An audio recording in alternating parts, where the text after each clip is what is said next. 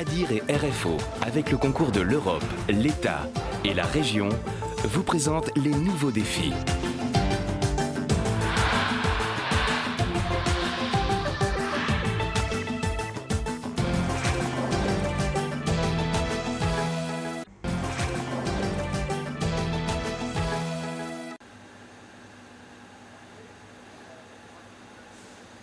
Un méandre de tuyaux, des cuves et des centrifugeuses.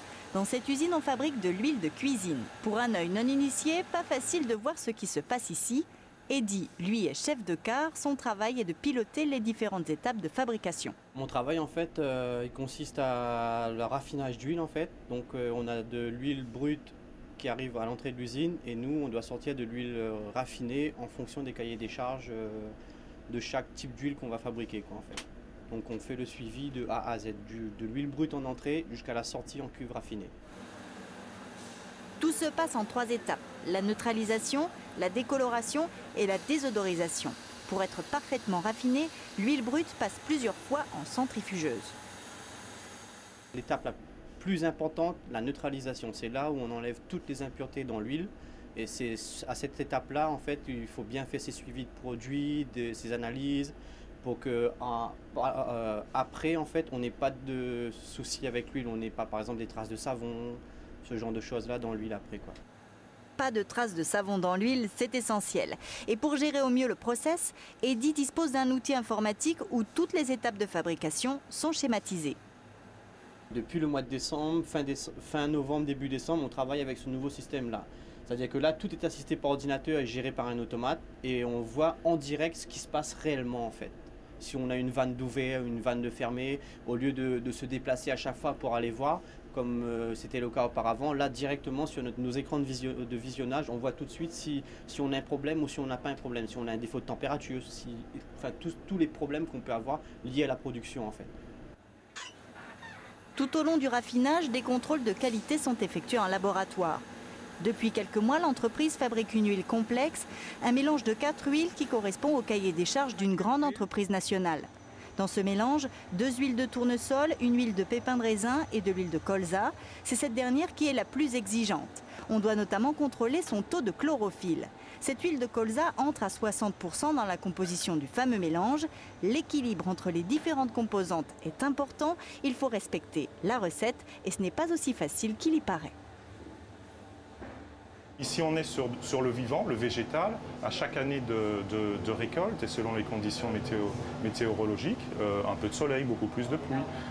La composition en acides gras de chacune des huiles, des 4 huiles qui constituent ce mélange, va varier. Donc la conséquence pour nous, c'est qu'on est obligé donc, de faire des analyses à chaque lot pour voir quelle est la composition nutritionnelle en acides gras de chacun des 4 huiles constitutives. Après avoir effectué tous les contrôles nécessaires, il faut donc mettre en œuvre la recette. Et de là, nous allons établir le pourcentage de chacune dans cette recette. Voilà, pour toujours respecter l'étiquette nutritionnelle que l'on retrouve sur la bouteille et les préconisations des nutritionnistes au niveau international.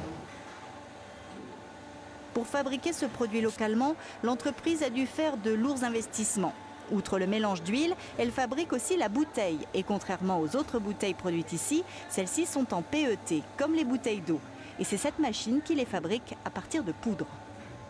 Nous sommes, je crois, les seuls à La Réunion à avoir fait le choix de ce qu'on appelle la technique du cycle chaud.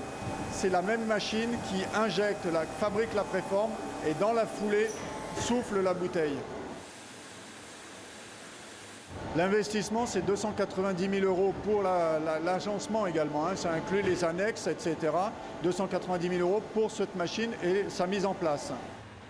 Les investissements couvrent l'ensemble du process. Le lancement du nouveau produit a mené à une modernisation de l'outil de production. En fait, comme ça amenait des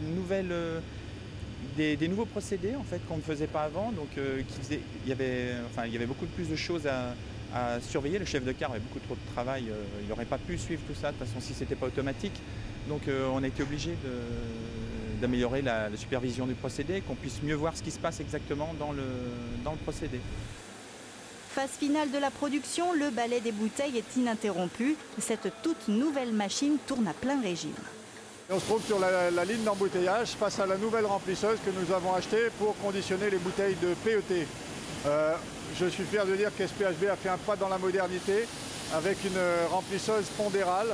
Chaque bec de remplissage est situé sur un peson et donc le contrôle du poids est absolument garanti avec toute une statistique derrière puisque l'automate gère toutes les données de la machine. La production en local de cette huile autrefois importée a certes poussé l'entreprise à investir dans des machines.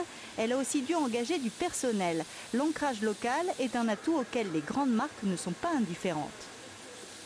Cette création de ligne a permis de créer aussi des emplois créés en marketing, en qualité, sur la ligne elle-même, et puis des sous-traitants qu'on a fait travailler aussi localement pendant le montage de la ligne. Donc ça, pour nous, cet ancrage dans le tissu économique local est aussi quelque chose d'assez important. S'imposer les difficultés réelles à fabriquer un produit difficile à faire, composé de plusieurs produits, c'est apprendre de nouveaux raffinages, c'est apprendre à faire des mélanges très fins, très précis, avec des dosages, etc. Ce sont des investissements dans de nouveaux procédés. Tout ça, c'est une marche en avant, c'est une modernisation de l'entreprise. Avec ce produit composé de 4 huiles et de vitamines, un message de santé est également véhiculé. Il faut varier les plaisirs, y compris en matière d'huile de cuisine. D'autant qu'à La Réunion, nous sommes de gros consommateurs, 14 litres par personne et par an contre 8 seulement en métropole.